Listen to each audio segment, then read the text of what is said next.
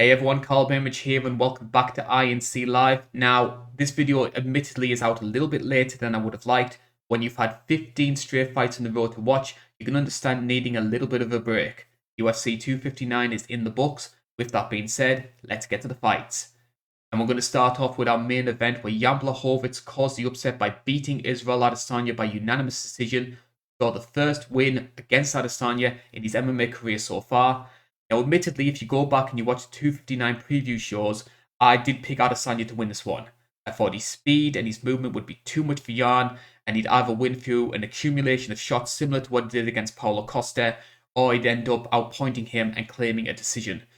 And to an extent, we saw that in the early rounds. Now, Izzy was obviously wary of the size and power advantage that Jan had, and was still on the outside. He landed some quick jabs, but it was quite clear from the first 2-3 rounds the impact was notably less than what he could do in middleweight.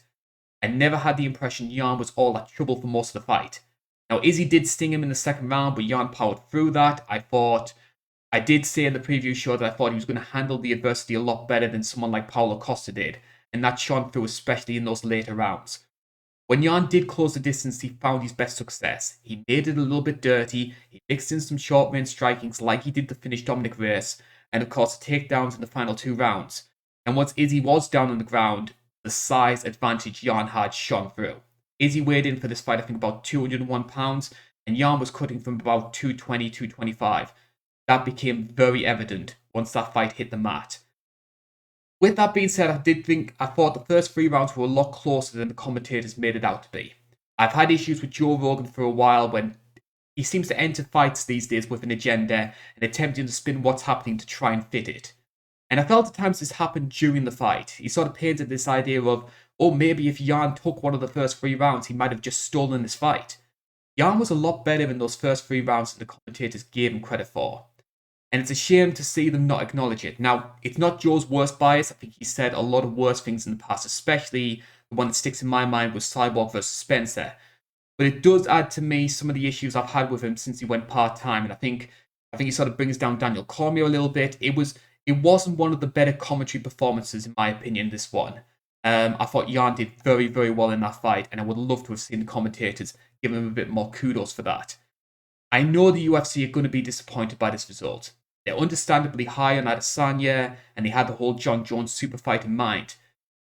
But I've got to admit, I'm kind of glad he lost. And that's nothing against Adesanya, who I rate very highly as a fighter. I think he's a great, outspoken personality.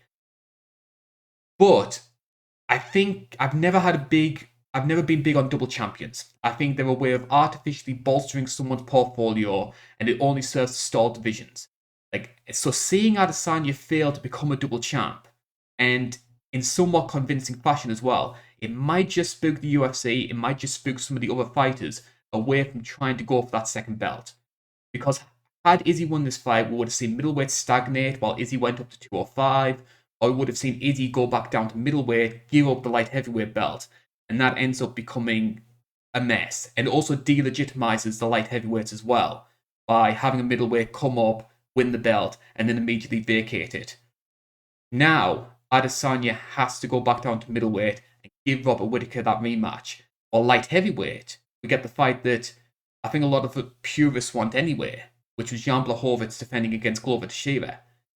And admittedly, that's not really a sexy fight to sell, but it's the fight that should have been made beforehand. I was quite vocal about that on social media, that I was never big on Adesanya going for the double belt. They should have done Jan versus Glover straight away. So all in all, great performance from Jan Blachowicz. I hope it finally gives him the legitimacy and the vindication that he deserves, or even if it does give us vindicated John Jones, which I don't think anybody enjoys. In terms of the rest of the card, the only place we can start is Petr Yan versus Aljamain Sterling. Aljamain winning the title by disqualification in the 4th round. Petr Yan was up 2 cards to 1 before that illegal knee. I'll start by talking about the fight itself. I was surprised by how sloppy Aljo looked at times during this fight. Now, he's always been an unconventional striker. It helps throw off his opponents so he can set up the takedowns. But there were moments where he seemed really careless, like he was throwing spinning elbows, giving up his back. I don't think his conditioning looked all that great. He was especially tired in that 4th round.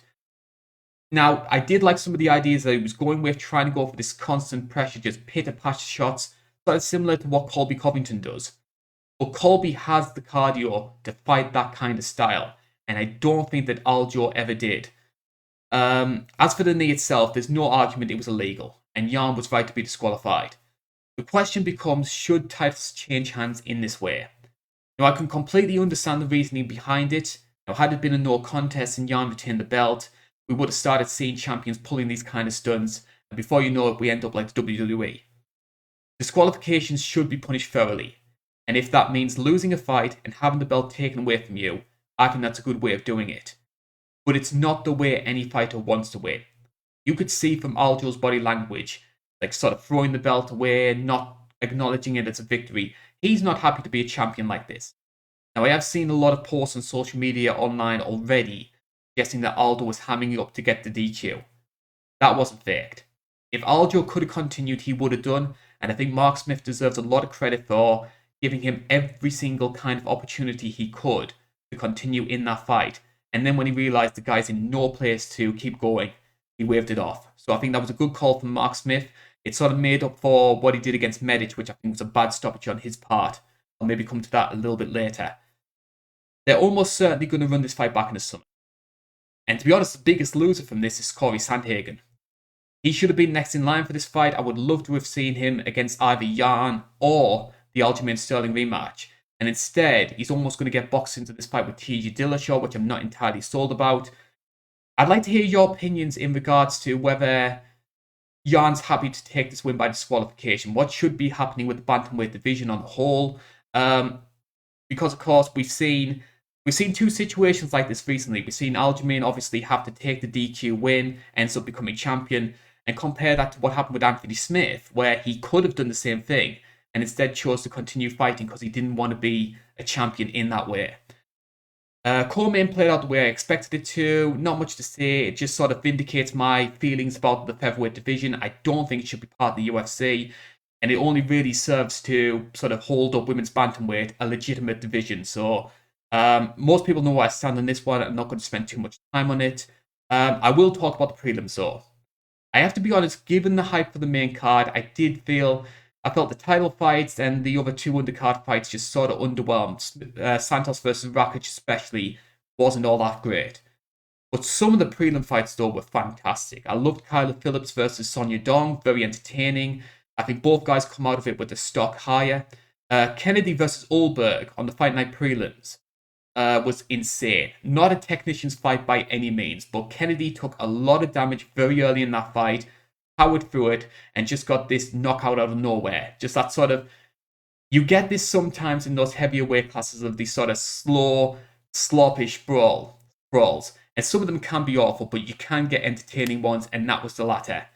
In terms of standout performances, as mentioned before, Medic looked great. I have high hopes for him ever since I saw him on the Contender Series. Amanda Lemos, she made very easy work of Livia Souza, which took me by surprise by how dominant she was. And also, of course, Dominic Cruz. Dominic Cruz, I don't think he'll ever be champion again. But he's going to be that sort of wily veteran gatekeeper. If you're in the top 10 and you want to try and say, hey, I'm the next big thing at bantamweight, you're going to have to go through Dominic Cruz. And I think he's going to turn over a lot of people. It was a close fight with Casey Kenny, but I think the judges got the right call. Dominic Cruz back in the winner's sheet for the first time since, June 2016. So credit for him after everything he's been through to actually come back and get himself another victory. All in all though, I think UFC 259 more than made up for the disappointment that was Royce versus Gane. Even if the main card itself was a little bit disappointing compared to the hype, I thought the prelims more than made up for it. Fingers crossed we can continue this change in momentum when we look at our next fight night. Leon Edwards is finally back in action up against Bilal Muhammad. 7 days time, I'll have another recap of that card. With that being said, this is the INC. Thank you for watching.